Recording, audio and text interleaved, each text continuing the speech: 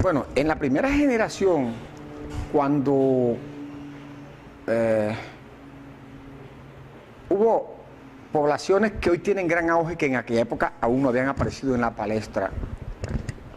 San Juan con toda su jurisdicción era una verdadera potencia.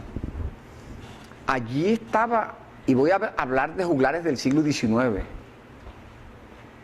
estaba don Abraham Maestre, hijo de Ana María Maestre y José Antonio Maestre, el que venció a Francisco el Hombre, el compositor de la puya La Cascabel.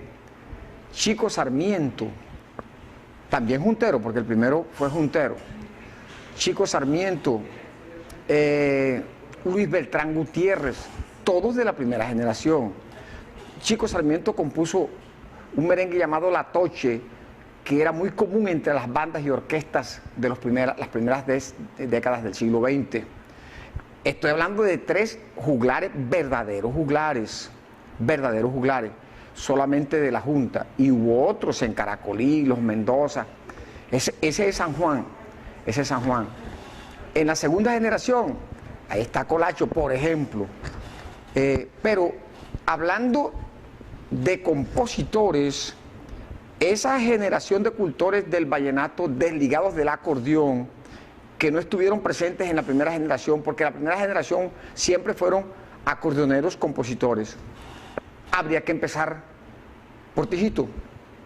Tijito es uno de los grandes que está presente desde la segunda generación de juglares y la primera de compositores, como decía yo, desligados del acordeón.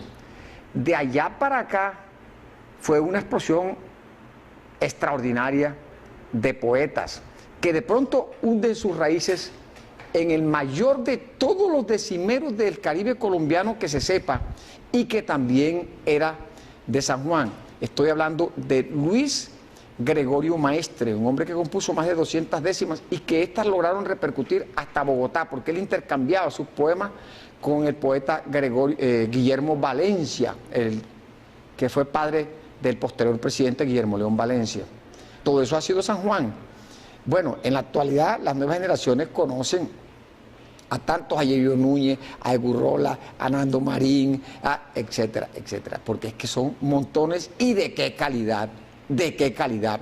Probablemente en ese campo a San Juan, aun cuando son odiosas las comparaciones, no lo iguala ningún otro sector de nuestro gran Valle de Upar. No, esos son gentes de hoy. Por cierto, los últimos, porque de allá para acá fue el despelote ese de la nueva ola que definitivamente rompió relaciones con la tradición musical vallenata. Es otra cosa. Estamos hablando de vallenato, Y esa generación de vallenatos que la historia debe registrar, que han logrado el máximo nivel poético y literario del vallenato en su historia. Y cada vez que usted escucha a Yeyo Núñez, a Nando Marín, o a Egurrola, o a Roberto Calderón, piensa en eso. Es el máximo nivel del canto vallenato en toda su historia en lo que a literatura se refiere. Cualquier poeta de verdad, de nuestro castellano, le haría la venia a uno cualquiera de los versos de estos juglares del canto que acabo de mencionar. En los pueblos que lograron nivel en la época de la colonia, o sea que hubo una población europea considerable, sucedió esto. Eso pasó en San Juan, en Valledupar, en Riohacha, en donde la alta clase tuvo cierta connotación. Hubo pianistas, guitarristas y cantantes de cosas que nada tenían que ver con nuestro folclore. El piano nunca estuvo ligado a la música popular y nunca estuvo ligado al pueblo, ¿sí? Los Castro Palmera, aquella familia de aquí de Valledupar, casi todos fueron pianistas, que cantaban bonito, que tocaban guitarra. Una cosa más rara aún, la guitarra tampoco se ligó a nuestro pueblo, en nuestro medio. Allá en el Huila, en el Tolima, fueron campesinos que andaban en el burrito, que construyeron su propia guitarra, el tiple. Aquí nunca la guitarra salió de la alta clase, sino hasta esa generación de compositores vallenatos que decidieron acompañarse de la guitarra para componer un poco mejor, para inspirarse mejor.